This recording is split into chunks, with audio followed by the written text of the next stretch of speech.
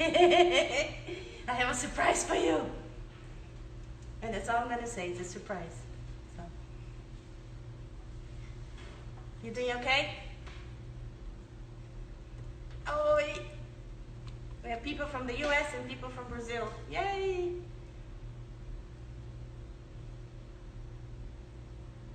Yay, more people, yay, I love it. Everything doing good, everybody? Yeah? Excellent. Oh, yay! We're gonna wait just 1 minute more. See more people. And then we'll get started. Can you guys hear me okay? Everybody can hear me fine? I can see your messages, but once I start cooking, I might not see it in time. So I have my assistant here behind the counter. If there are any questions, he will let me know. Feel free to ask questions, please.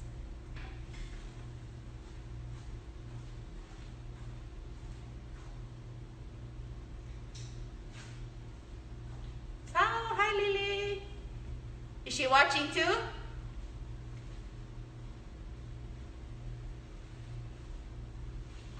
Excellent. I'm glad everybody can hear. We're gonna give just 1 more minute, and if we don't get more people showing up, we'll get started.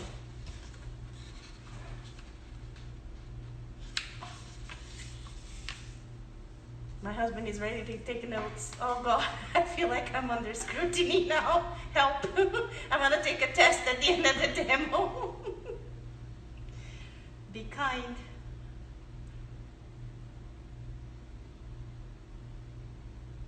Yay! Oh, now we have people joining us from Spain. What an honor. Yes, hi.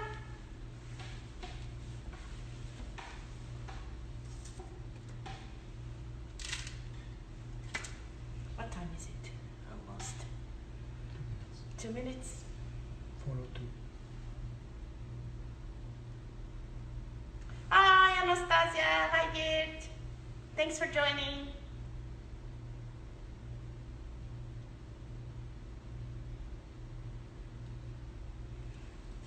Well, this is my beta test, so I appreciate if you guys can send me feedback later about positioning of the camera, lighting.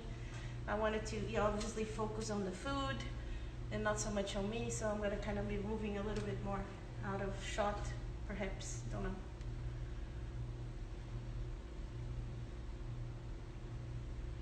All right, you know what? We're gonna get started then.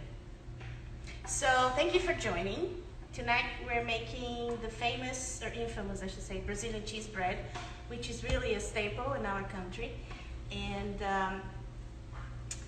I haven't met a single person here that when I say I'm Brazilian, they don't ask me about 3 things. Cheese bread, brigadeiros, which are the chocolate fudge balls, and caipirinha, which is the alcoholic beverage. Today we're gonna stay PG-13. And we're gonna just do the cheese bread. I think the funny thing about cheese bread is that we're so used to it. We grew up with it. You know, it sells in the bakery in the corner of your street, and you buy it by the kilo or the grams. That you didn't realize how much of a big deal it is until you're out of the country and people are constantly asking you about it, or tell you, oh, I ate that Brazilian thing, those little cheese thingies, and they're so yummy. So that's what we're gonna do today. That's what we're gonna make today. And hopefully you're gonna make it at home after today. And I'll give you a lot of tips and hints because I struggled.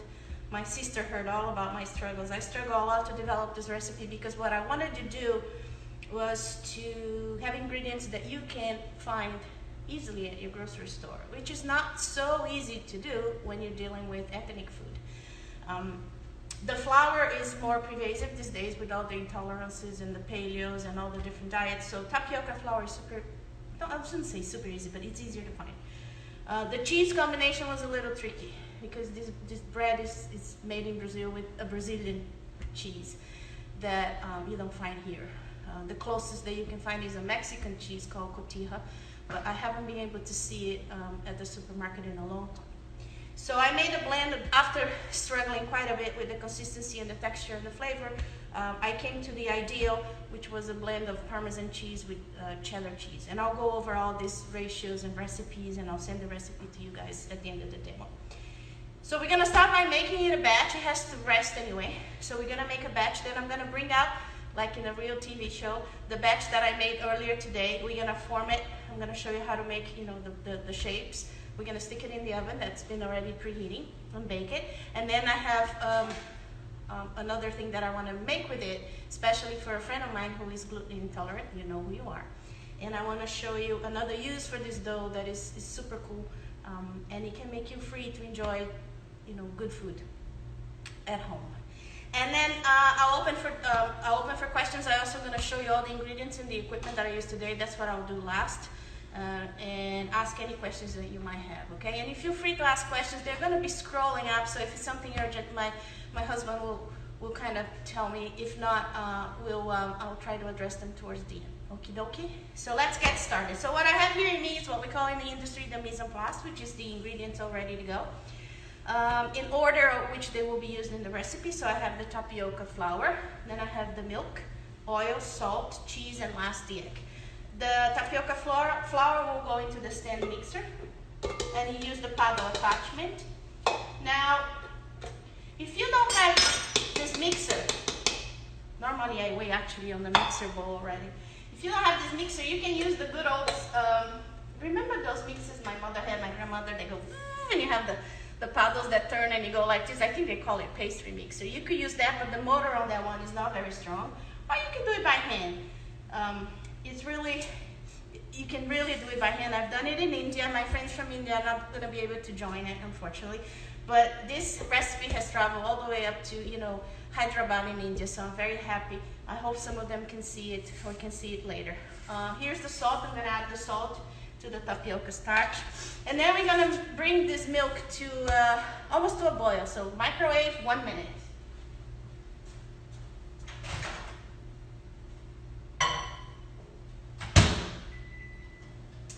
While that is microwaving, let me show you the tapioca flour. So this one is Bob's Red Mill. Again, you get that, if you're from Florida, you get it at Publix. In the baking department, in the baking aisle with the specialty flours. Now they have almond flour, coconut flour, all kinds of flour. They also have the Goya one. It's also in the baking department. Now sometimes you find it in an ethnic aisle where they sell Hispanic foods. Okay, it looks like cornstarch. If you ever use cornstarch, it's exactly the same. Very fine white powder, messy, goes everywhere. And it has this really interesting texture. Once it's a starch, so once you cook it, it kind of get gummy and chewy, which is the basis of this cheese bread. Okay, so let me get the milk from the microwave.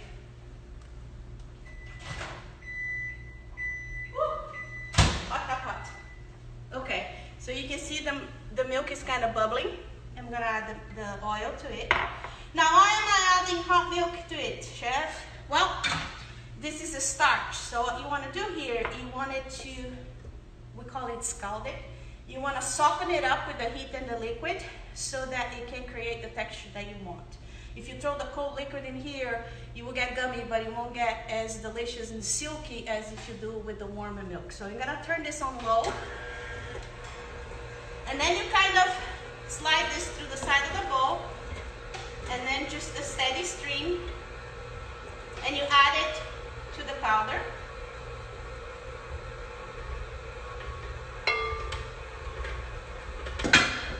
If you're not used to dealing with alternative flours, it takes a little getting used to. For people who already been using alternative flours, you will see that it's nothing new.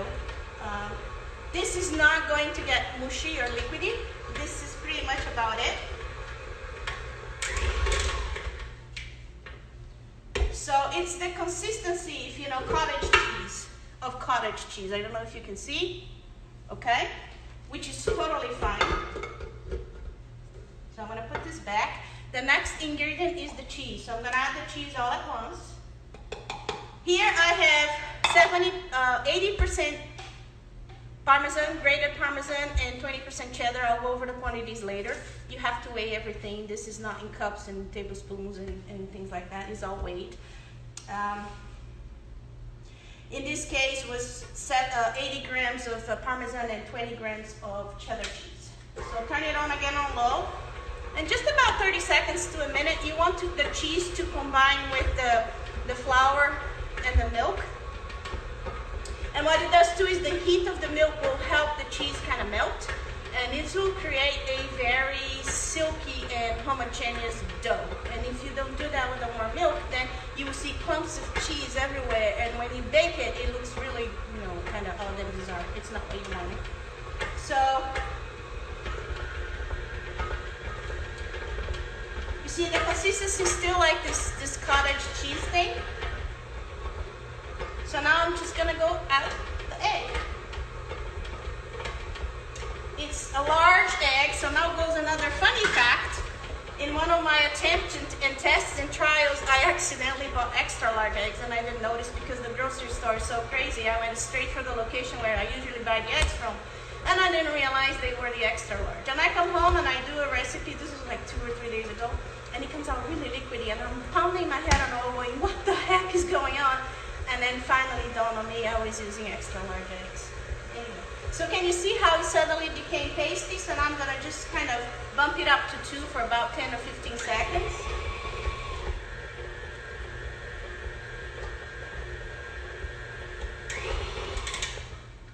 And believe it or not, this is it. Now, it doesn't look like anything that you've ever seen, and I'm sure some of my friends in Brazil are going like, what? This is not cheese bread? Trust me, we will get there. So, it's the consistency of a thick, creamy mashed potato. Can you see that? That's the heat. That's the cheese that melted with the heat and some of the oil. So what I'm gonna do now is scrape all the bit of goodness out of this, because everything that's in the beater is not in your mouth later, and we don't want that, that's for sure. And then you're gonna have to let this baby rest. I know, oh, okay, that's fine. That's why I have dough that I made earlier for you. So scrape well. So I hope you can see. I'm kind of scraping the sides and getting that dough all together. And then we're gonna stick it in the refrigerator, and you're gonna let it rest from half an hour, 30 minutes to 1 hour. And what's happening here is the starch, which is basically a sponge, is going to soak up all that moisture and is going to expand. It's going to kind of bloom, not grow like a yeast dough, but it's gonna bloom a little bit. And the cheese also is going to cool down instead of being melted the way it is now. And then you'll be able to roll it in your hands and make the little balls. If you try to roll it down, it will be a complete disaster. So you definitely don't bake this fresh. You need to let it rest like you do with cookies, the same thing. So refrigerator.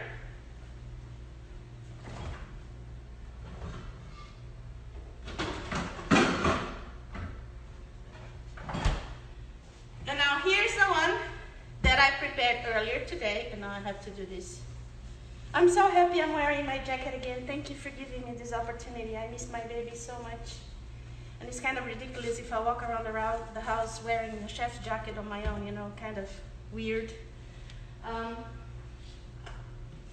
So now, we are going to shape it. So I want to give you an idea. Look at what the dough turned into. It's been cold, right? So it's so hard I cannot even pick it up. Now it feels like Play-Doh. If you have kids, if you ever play with it, that's what it feels like, is the consistency of Play-Doh. But it's completely malleable, so you can shape it whichever way you want it to, okay? So this is what we're gonna now shape a couple ones, and I'm gonna put it in the oven, and while we continue to talk, that will bake fresh for all of us to see. So the important things here, clean hands, obviously, right? So I'm gonna rewash it just in case, even though I already put my hand there. And then you're gonna need a spoon. I use a small dessert spoon, okay? I've done this, I used to make this to sell in California when we lived in Napa at the farmer's market. And I got to a point where I really had my hands calibrated to the size and the weight. But it doesn't hurt to use something to guide you through. So a small spoon, you take about the tip of the spoon and you're gonna make a ball that is about ½ an inch diameter, okay? Not radius, diameter. I try to figure out, it's bigger than a marble ball, but it's smaller than a ping pong ball. Yeah, it's a very large overgrown cherry, I don't know, something like that. So you just, that's the part that you do with the kids, you know, fun, and you just pick them up. See, I can do it with my eyes closed. And then you roll it in your hand, and you have yourself, and you don't need a lot of oil. You see, I forgot to tell you, this is a little bit of vegetable oil. It's in the recipe, and you just kind of oil your hands lightly. So, but they're not, it's not even sticky, but you don't want the cheese bread dough to stick to your hands too much. Now, this recipe, if you make the balls this size, this recipe will yield about 30 to 35 units. And then what you can do is you can be greedy and bake them all at once and stuff yourself, which, you know, has happened in occasion at home. Or you can freeze them. They freeze so nicely. I'll show you the Ziploc bag that I have in the freezer with all of them. And then you bake it when you want, straight from freezing. Not a single problem. And they are as good as if they were fresh. I actually, to be very honest with you, prefer to bake it fresh than frozen than fresh, because they are more consistent with the way that they come out. See? So I'm not gonna bore you to tears because you can keep going and going and going, and it will be 30 of them. You got the gist. So you take the spoon, you oil your hands. And I'm gonna stick it in a 350 oven.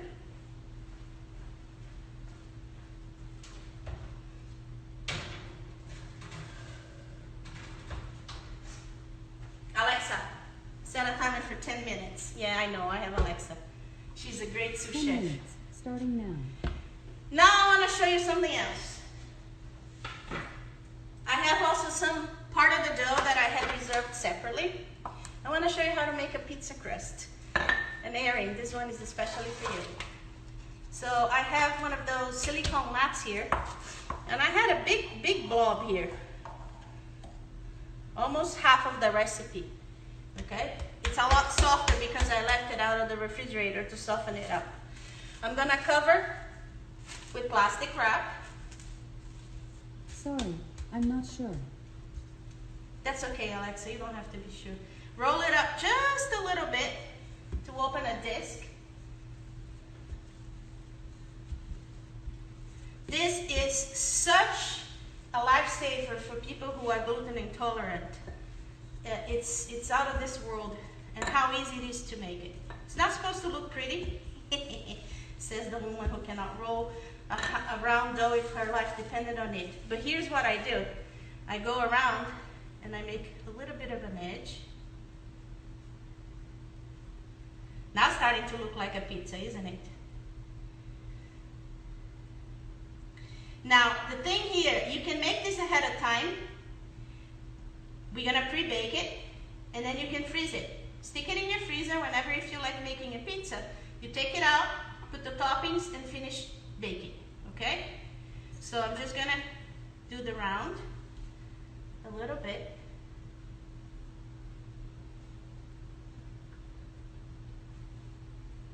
Are you with me? Everybody with me? Excellent. This one I need a bigger cookie sheet.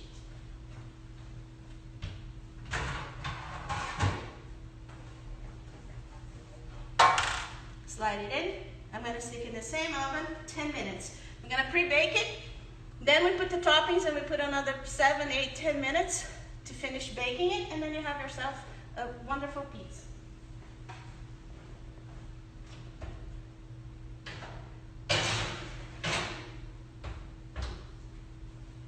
About the same time, when Alexa beeps for the first batch, we'll check the pizza dough. I don't know that one. Okay? Any questions? No? Okay. So let's talk a little bit about how I prepped this. The cheese is very important because the Brazilian cheese that is used for this is what we call, it's half cured, so it's not totally dry, but it's also not totally moist. The level of moisture and fat content on the cheese makes complete world of difference on the final product. If you look on the internet, we'll see a million different other recipes with all kinds of different cheeses. I even seen mozzarella, which doesn't belong here whatsoever, but that's okay. To each their own. The best combination that I could get consistently was Parmesan cheese and sharp cheddar cheese. Actually, my sister helped me with that one because I was struggling so much. I wanted to do it 100% cheddar, but the cheddar has too much moisture, and it was like flattening it all up, and it was disastrous. And if I reduced the amount of cheddar, then it didn't taste cheesy at all. So when I was at my wit's end, I figured, okay, let's give it a try. And so the blend that I make is 70%, 80% Parmesan and 20% sharp cheddar. I use the box grater on the medium holes, not the tiny because this is mending, and not the really large one either. This is ideal, and it's for the cheddar because it has more fat. I actually weigh the piece that I want to use, and I put it in the freezer for about 10, 15, 20 minutes to harden it a little bit more, and it makes grating it a lot easier. Okay, the Parmesan, it has to be Parmesan, okay, not Romano, and also buy it a wedge. I know it's a little more expensive, but if you buy the pre-grated one, there's so much stuff in there that you don't want to. You want the cheese closest to wholesome as possible. So that's the best way. And this wedge here, it is 7 ounces. Actually, I could do 2 batches with it, and I still have a little nub left that I can use on pasta and things like that. So that's for the cheese. Obviously, if you have a Brazilian store, a Hispanic store around you, you could actually find the Brazilian cheese. If you walk in there and you ask, what is, do you have the Brazilian cheese for cheese bread? They will know what you're talking about. Or if you find the cotija cheese. Cotija is C-O-T-I-J-A. Cotija Mexican cheese also is really, really good for this. Okay? Excellent. The starch I already showed you, but I'm going to show again. So this is the Bob Red's milk. This is the Goya. The tapioca starch obviously is a product that comes from the yucca root. In Brazil, they come in 2 shapes. They come sweet or sour. And half of the world in Brazil defends the sour, and half of the world defends the sweet. Sounds like polarized, right? Something we're familiar with. Anyway, I like both. Obviously, the sour has a slightly different texture because of the sourness of it. The acidity of it will change when it bakes. It changes a little bit the configuration. But here in the United States, you're going to most likely find the sweet.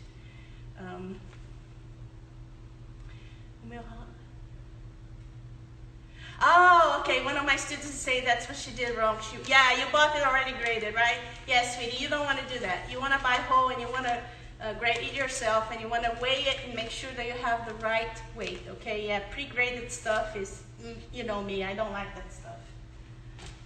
The next thing that you need, this is an extremely important tool in your kitchen. If you don't have it yet, it's really worth, and these days you can buy them online really, really cheap. This is an electronic scale, and it has both grams and the imperial system, so you will have, you can toggle between ounces and grams.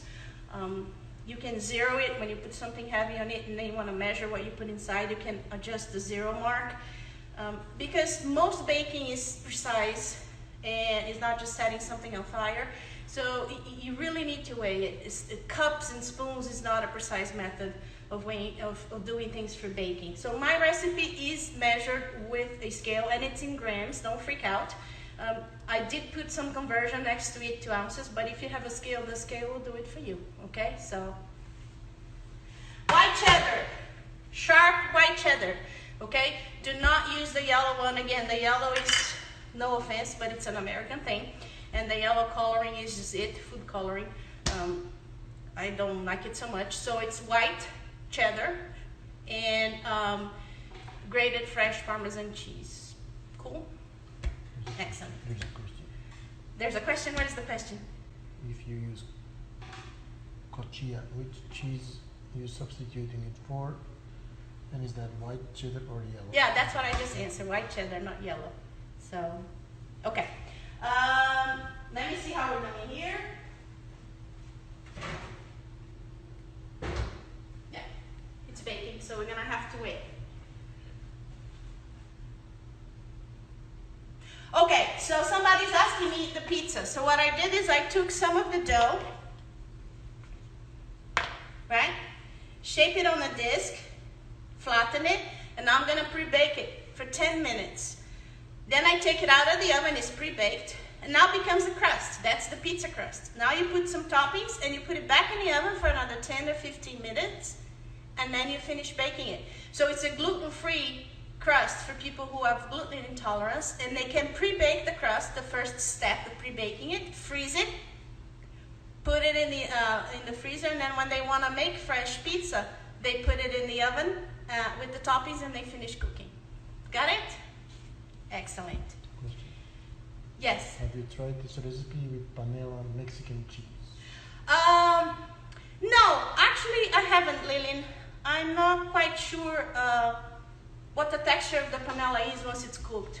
I don't know if it's similar to our Brazilian, you know, the meia cura, the cheese that we use for this dish. I would have to experiment. I used it successfully over and over and over with cotija in California, and that was my go-to cheese until I found a Brazilian distributor in the Bay Area that could sell me the Brazilian cheese.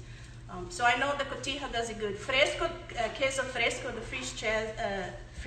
fresh cheese doesn't do it. It's too moist. And so I don't know. I'll have to try this panela to see if it's anything that is useful. How long do they last in the freezer? Thank you for the. Oh, hi. How are you, sweetie? Really, up to 3 months. Let me show you mine. Good question. I can segue into that.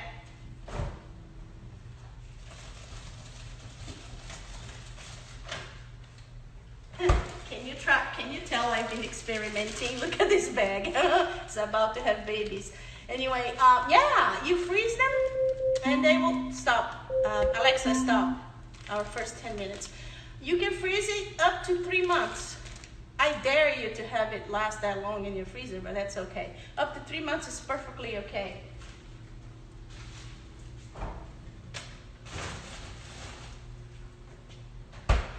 Let me check the pizza.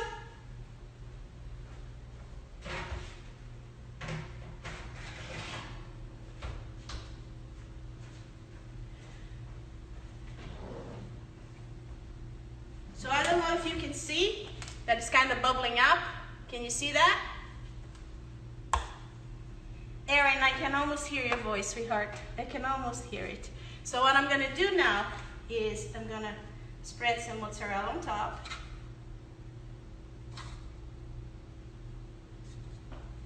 I have some fresh tomatoes that I had cut up. So I'm just gonna put them around.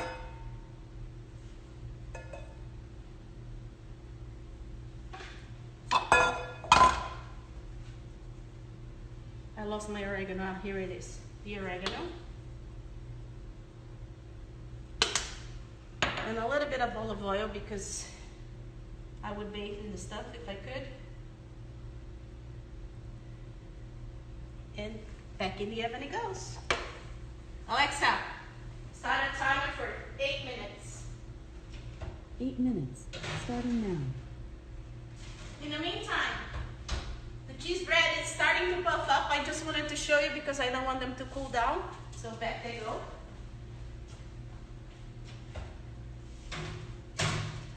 Oh, I'm starting to smell good here too. All right, back. Where was I? What was I talking about? I lost my train of thought. Alexa, you distracted me. We were talking about the cheese. We're talking about the pizza. I'm not sure. Yeah, I know you're not sure. It's okay. Oh, so the pizza. Just going back to the pizza a little bit. I don't put tomato sauce because I think it makes the dough too wet, the crust too wet. So I always use fresh tomatoes, but then you can put pepperoni, olives, all kinds of different cheeses, whatever you like on a pizza. How do I freeze them? Thank you for that question, Lillian. Let me go back here. So I'm gonna go back to rolling as I was doing before.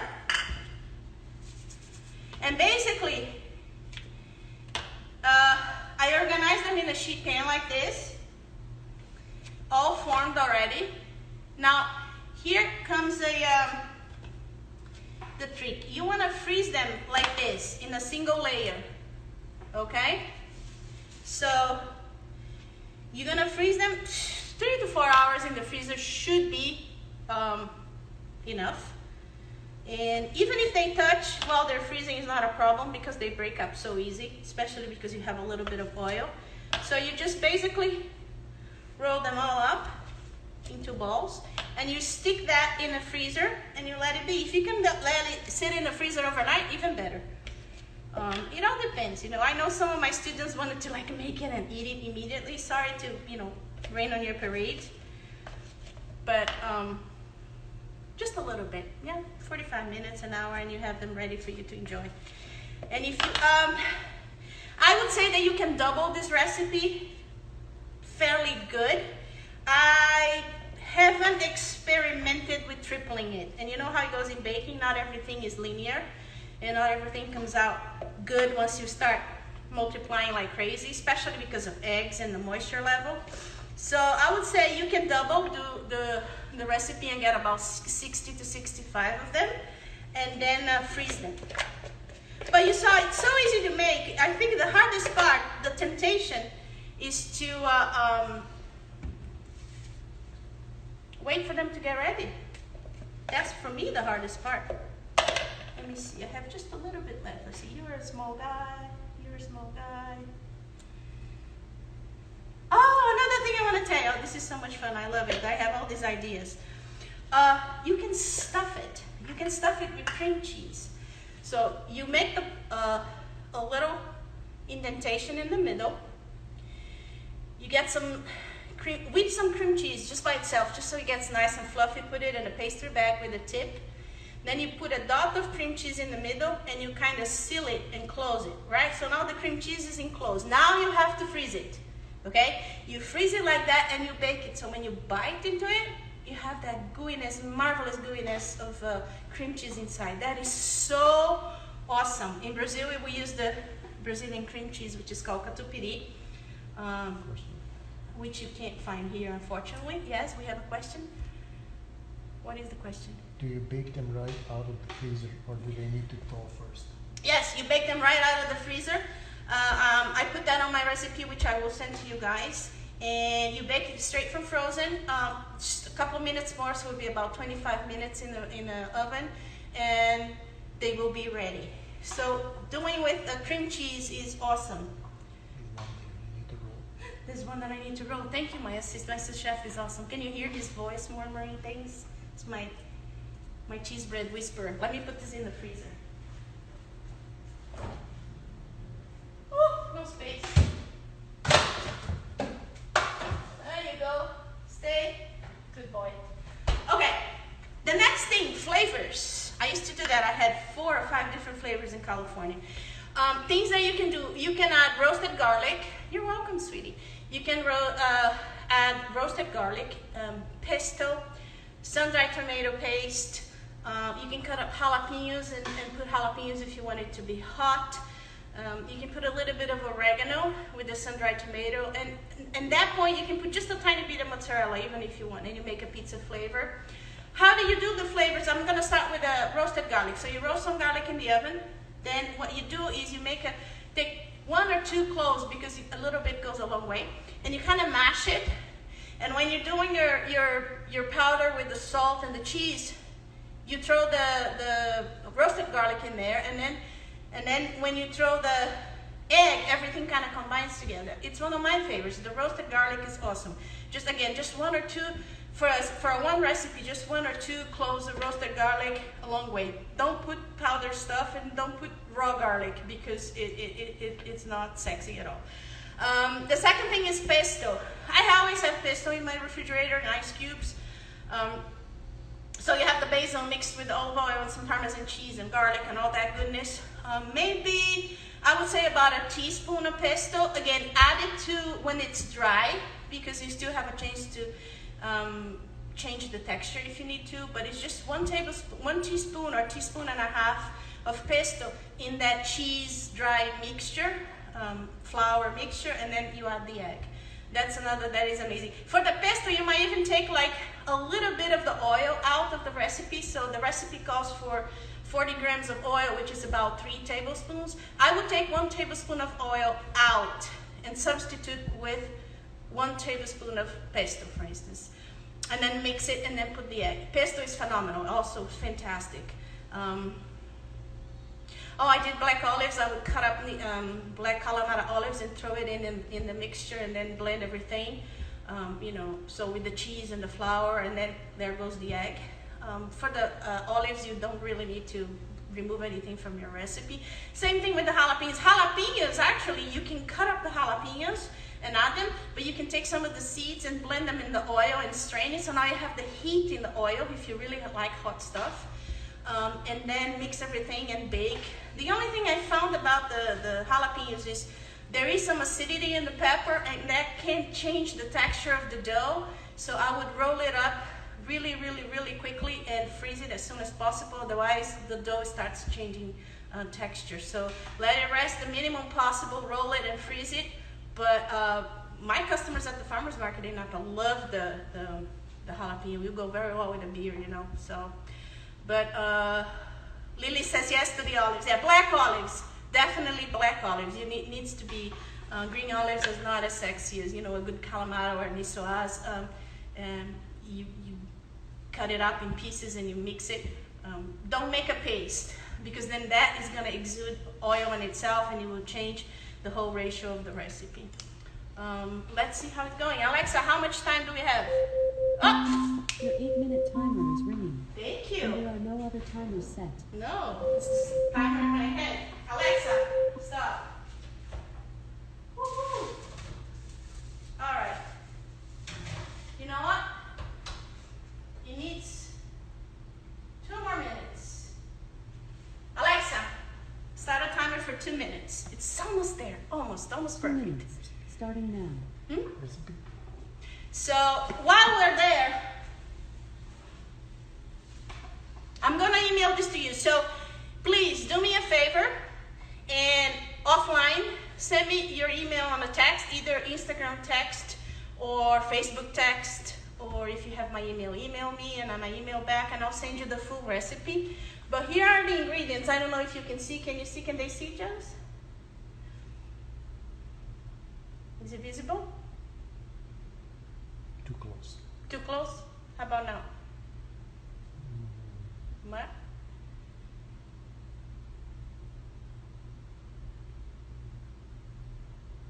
No? Back. Move back more? How much back? Just hit. Good? Okay, so, hi. All right, so it is 200 grams of the flour. Then it's 100 milliliters of milk, which you can measure on that glass pitcher. Then it is 80 grams of cheese, but it's divided, 100 grams of cheese, but it's divided 80 grams of Parmesan, 20 grams of cheddar, 1/4 teaspoon of salt, and then 1 full large egg. It's very simple. Very, very simple. And I'll have this recipe emailed to you with all the instructions if you want to freeze. I just don't have the details about the pizza, and I don't have the stuff about the flavor. We can always do something else. Oh, it's smelling in here. I wish you guys could smell it. Oh, it's fantastic. I don't think I can resist.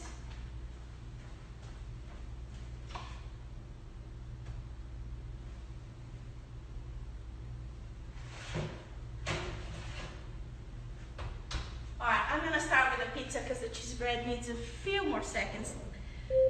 Oh. Alexa, stop. Erin, sweetheart, look at this baby. Woo! Can you see the edges of the crust? Oh my God, this is phenomenal. Let it rest a little bit. Oh, I am so happy. Look at that. Oh, this is phenomenal. Oh, I wish you could smell it. I'm gonna show it again. Can you guys see it? You see, we need smell-o-vision. I agree. Emery used to say that. This is fantastic. You can put pepperoni, anchovies. I know not a lot of people like anchovies. Garlic. Olives. I love tuna in my pizza. I know it's a Brazilian thing, but it's fantastic. Have you tried to use yogurt? Yogurt. To make the dough? You know, I don't know who asked me about yogurt on the dough. I did. Actually, my original dough, this is by far not the original recipe I used in California when I was making this, you know, for a living. I used yogurt on that one. And because I had the sweet flour, the yogurt kind of gave that little sour, acidic texture and flavor to it. So yeah, you could, but then you have to remove the milk and you have to compensate the moisture level.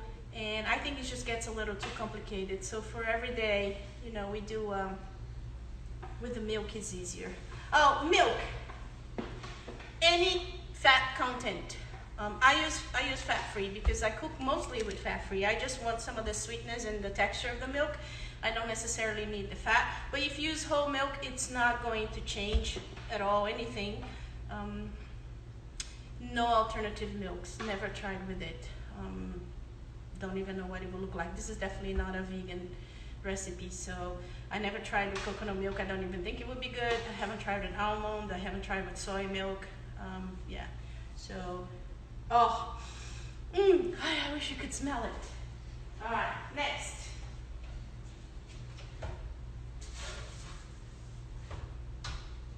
No, I want it to be a little darker. No, this is good, this is good. All right, here they are. Can you see? Golden brown. Oh, hot, hot, hot. Oh my God. My husband is the only one that can pop them up in his mouth when they're this hot. Oh, the smell. I wish you could be here with me. We would do a little Brazilian cafezinho with sugar.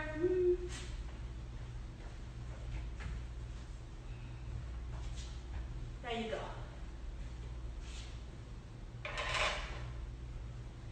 You're entertaining in your house, or as my grandmother would do, you know, every afternoon at 4 or 5 o'clock with a cup of coffee, and you had yourself a basket of snacks. Cheese bread. You see that? So, ladies and gentlemen, this is the Brazilian cheese bread dough made with tapioca flour and a combination of Parmesan cheese and sharp cheddar cheese. A variation is making a pizza crust. You roll it out, pre-bake it about 10 minutes. Then you, at that point, can let it cool down completely and then freeze it, or put the toppings and put it back in the oven for another 10 minutes, okay? The cheese bread, this is the plain version. I told you you could open up the dough and stuff it with cream cheese, close it, freeze it, and then you bake it. Or you can get adventurous and start adding flavors. Pesto, sun-dried tomato paste with a little oregano for pizza. You could do roasted garlic, mix it with the oil. You could do jalapeno, you could do black olives. And then you could get creative and do other things, roasted red pepper, who knows. Then it's your choice. Any questions? Hi, Chef, how are you? Oh my God, Chef Michael, thank you for joining. Did you get to see something? I hope you did. You get the recipe though. I think that's it. If you guys have no other questions, I think I'm gonna be done, because now I'm gonna sit down and enjoy this probably with a, you know, glass of wine. And I will have more lives. If you have any, I miss you too, Chef. Look, I miss our life. Anyway, the life is good. So if there's anything that you would like to know or learn that is Brazilian or not Brazilian, let me know on the side, and I can definitely put it on the roster. But I have another one coming up next week, and I'm gonna be working on making galettes. And for those who don't know, galette is an open-faced French tart. And I'm not a pastry chef, so you gotta know that about me, that anything that I do that is French pastry is easy, simple to remember, easy to make, but still delicious. Oops, the connection got lost. Can you guys see it? And I will do both sweet and savory galettes. And the kicker is I will teach you one of the easiest pastry doughs there is in the planet. That's why I can do it, I can make it, and I can remember it. And credit again to my sister, because this is a dough that she taught me, oh my Lord, how long ago, Fernanda? 20 years ago. And it's a dough that we use in the family for everything. So stay tuned. I'm gonna post information, and I hope you can join me, and we'll have fun and make some sweet and savory galettes. And in the meantime, any questions, feel free to contact me. And anything that you desire to learn, you wish to learn, also please let me know, because I will be gladly adding it to the list of things. I love you all. Thank you for joining me, and I'll see you next time. Bye.